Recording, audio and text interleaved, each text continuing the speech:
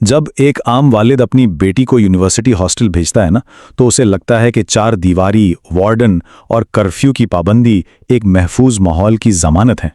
मगर इन बंद दरवाज़ों और इन महफूज समझी जाने वाली दीवारों के पीछे एक ऐसी गैर मराई मईशत, एक ऐसी इनविजिबल इकोनॉमी जन्म ले चुकी है जो शायद हमारे तसव्वुर से भी ज़्यादा खौफनाक है। Welcome to talk show directed by Salam Razzaq. आज की इस वजाहत में हम इसी तहकीक का गहराई से जायजा लेंगे। तो आखिर जब हॉस्टल का कर्फ्यू शुरू होता है तो हकीकत में क्या होता है? देखें, लाहौर, कराची और इस्लामाबाद जैसे बड़े शहरों में इस वक्त एक पूरा पैरेलल सिस्टम चल रहा है। हॉस्टल की सेफ्टी तो बस एक कवर बन चुकी है। असल में बहुत से नौजवान इन कैंपसेस से निकलकर सीधा प्राइवेट हाउसिंग सोसाइटीज़ के लग्जरियस अपार्टमेंट्स का रुख करते हैं। और हैरानकुन बात यह है कि ये सब कुछ हॉस्टल की हिफाजत के नाम निहाद कवर के नीचे ही अंजाम पा रहा है। इंटरनेट पर मौजूद इन मकानात की लिस्टिंग्स को अगर आप देखें तो वहां साफ लफ्जों में लिखा होता है self check in with pin code, किसी से मिलने की जरूरत नहीं, किसी CNIC का रिकॉर्ड नहीं रखा जाएगा और कोई सवाल नहीं पूछा जाएगा। यही इन एनोनिमस लिस्टिंग्स का बिजनेस मॉडल है। लेकिन असली कहानी यहां खत्म नहीं होती। असल राज तो उस दस्तावेज में छुपा था जो 20 साल तक सामने नहीं आया। वो क्या था, हम अगले हिस्से में देखेंगे। चैप्टर 2 द डीप डाइव, गैर मायारी मईशत का जादू। हमारी टीम की डीप रिसर्च के मुताबिक कुछ ऐसे होस्ट्स मौजूद हैं जो अकेले ही ऐसी 12-12 प्रॉपर्टीज चला रहे हैं। सोचिए, ये कोई आम रेंट का मामला बिल्कुल नहीं है। तो आखिर इतना बड़ा रिस्क क्यों लिया जा रहा है? जरा इन आदाद शुमार पर गौर करें। अगर कोई शख्स 1.5 करोड़ रुपए की प्रॉपर्टी खरीदकर उसे नॉर्मल लॉन्ग टर्म रेंटल पर देता है तो सालाना रिटर्न सिर्फ 3 से 3.5% बनता है, यानी माहाना मुश्किल से 35,000 रुपए। लेकिन इसी प्रॉपर्टी को अगर शॉर्ट टर्म, कैश ऑनली और एनोनिमस सेटअप पर चलाया जाए तो यही जगह हर महीने 5 से 6 लाख रुपए जनरेट करती है। ये जो मैसिव माली फर्क है ना, यही इस इकोनॉमी के चलने की असल वजह है। पैसे की इस अंधी हवस और इस अनरेगुलेटेड मुनाफे ने हमारी ट्रेडिशनल फैमिली ट्रांसपेरेंसी को अंदर से बिल्कुल खोखला कर दिया है। पंजाब यूनिवर्सिटी की 2023 की इस इंटरनल रिपोर्ट के एदाद शुमार इस बात की गवाही देते हैं कि 34% फीमेल स्टूडेंट्स तस्लीम करती हैं कि उनके वालिदैन को उनकी इन बाहर की सरगर्मियों की भनक तक नहीं है। यानी एक पूरा मैसिव अनरेगुलेटेड इकोनॉमिक इंजन सिर्फ और सिर्फ झूठ और डिसेप्शन के सहारे चल रहा है। अब यहां एक सनसनीखेज ट्विस्ट है। ये दलदल अचानक किसी को नहीं निगलती। इस पूरे नेटवर्क में दाखिल होने के 3 इंतहाई सिस्टमैटिक रास्ते हैं। पहला है एक छोटा सा माली फर्क, यानी फाइनेंशियल गैप। दूसरा रास्ता किसी चाहने वाले या दोस्त का रेफरल होता है। और तीसरा रास्ता वो बड़े ऑर्गेनाइज नेटवर्क्स हैं जो बिल्कुल अंधेरे में अपना शिकार करते हैं। इस ट्रैप की टाइमलाइन बड़ी कैलकुलेटिव और शैतानाना होती है। जरा तसव्वुर कीजिए, एक 21 साला मिडिल क्लास तालिब इल्म है जिसका माहाना खर्चे का गैप सिर्फ 15,000 रुपए है। होता क्या है, पहले महीने इंस्टाग्राम पर एक पोलाइट सी सो कॉल्ड मेंटोर का डायरेक्ट मैसेज आता है। दूसरे महीने एक बिल्कुल हार्मलेस और नॉर्मल सी कॉफी मीटअप होती है जहां सिर्फ करियर की बातें होती हैं। तीसरे महीने तक आते आते ये मीटअप एक लग्जूरियस 5 स्टार डिनर में बदल जाता है। और चौथे महीने तक पहली दफा उस नौजवान को किसी इवेंट पर आने के बाकायदा पैसे मिलते हैं। एक मामूली फाइनेंशियल गैप का सहारा लेकर सामने वाला मुकम्मल ट्रैप बिछा चुका होता है। वैसे इन मॉडल्स का फर्क शहर दर शहर बदलता है।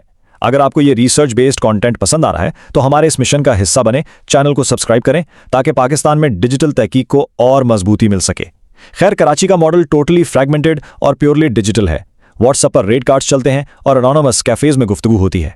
मगर इस्लामाबाद का स्ट्रक्चर वो इंतहाई खौफनाक है। वहां क्लाइंट्स में असर और रसूख वाले ब्यूरोक्रेट्स और पॉलिटिशियंस शामिल होते हैं। अगर कोई इस विशेष सर्कल से निकलना भी चाहे ना, तो ये ताकतें उनको आसानी से एग्जिट करने नहीं देती। इस इनविजिबल इकोनॉमी की पहुंच आखिर कितनी दूर तक है, इसका अंदाजा डॉन न्यूज़पेपर की इस रिपोर्ट से लगाया जा सकता है। 2023 के बाद से मुल्क में VPN के इस्तेमाल में 300% इजाफा देखा गया है।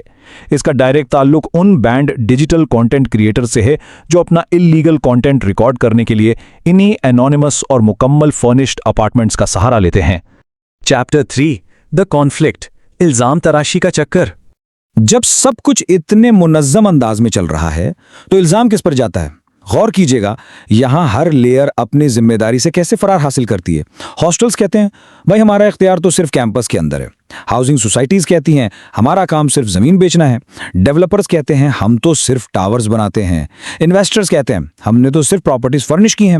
اور پلیٹ فارم والے کہتے ہیں ہم تو بس ایک ایپ ہیں۔ ان سب کی آنکھوں کے سامنے یہ سب ہو رہا ہے، اور یہ بخوبی جانتے ہیں کہ گمنامی یعنی ایبسلیوٹ انونیمٹی ہی دراصل وہ بزنس ماڈل ہے جس سے یہ لاکھوں کما رہے ہیں۔ ذرا اس لسٹنگ کی ورڈنگ پر غور کریں۔ نو restrictions on any gas, bachelors ہوں کپلز ہوں، بس کپلز کی قیمت الگ ہے۔ یہ الفاظ خود چیخ چیخ کر بیان کر رہے ہیں کہ کیسے رولز اور ریگولیشنز کی اس کمی کو ڈائریکٹلی وائس اکانومی یعنی برائی کی معیشت کے فروغ کے لیے بے دھڑک استعمال کیا جا رہا ہے۔ چیپٹر 4 دی ریویلیشن، اخلاقی زوال اور ہماری ذمہ داری۔ دیکھیں، اس سب کی اصل قیمت پیسوں میں نہیں بلکہ معاشرے کی بنیاد میں چکائی جا رہی ہے۔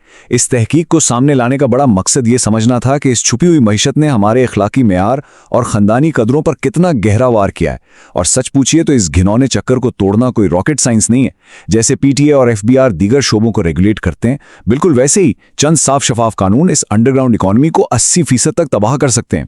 پلیٹ فارمز پر مہمان اور ہوسٹ دونوں کی CNIC لاگنگ لازمی کی جائے، ہاؤسنگ سوسائٹی پر ٹیمپریری مہمانوں کا مکمل آڈٹ لازمی کیا جائے، لیکن ان سب سے ضروری بات اس کلچرل ڈیسپریشن اور جھوٹ کی بنیاد کو ٹھیک کیا جائے جو ہمارے نوجوانوں کو اس طرف کھینچی جا رہی ہے۔ تاریخ کے عظیم مفکر ابن خلدون نے ایک بار فرمایا تھا کہ جب کسی معاشرے کا ایلیٹ طبقہ یعنی اثر و رسوخ والے لوگ برائی میں مبتلا ہو جاتے ہیں تو وہ برائی آہستہ آہستہ ٹرکل ڈاؤن کر کے پورے معاشرے کی رگوں میں اتر جاتی ہے۔ اصل بیماری صرف نوجوانوں کی مالی مجبوری نہیں ہے، یہ اصل میں وہ ٹاپ ڈاؤن مورل ڈیکے ہے، وہ اخلاقی گراوٹ ہے جس پر سے ہمارے ایجوکیشنل انسٹیٹیوشنز اور خاندان دونوں نے اپنی آنکھیں مونڈ لی ہیں۔ تو اب آخری سوال سیدھا ہمارے معاشرے کی طرف اٹھتا ہے، کیا ان اخلاقی بنیادوں کو دوبارہ تعمیر کیا جائے گا، یا ہم انتظار کریں گے اس وقت کا جب یہ گندگی ہم سب کے گھروں کی دہلیز تک پہنچ جائے؟ ڈائریکٹڈ بائی سلام رزاق۔ یہ معلومات اپنے ان دوستوں کے ساتھ ضرور شیئر کریں جو اس ٹاپک کے بارے میں غلط فہمی کا شکار ہیں، کیونکہ سچ پھیلانا ہماری ذمہ داری ہے۔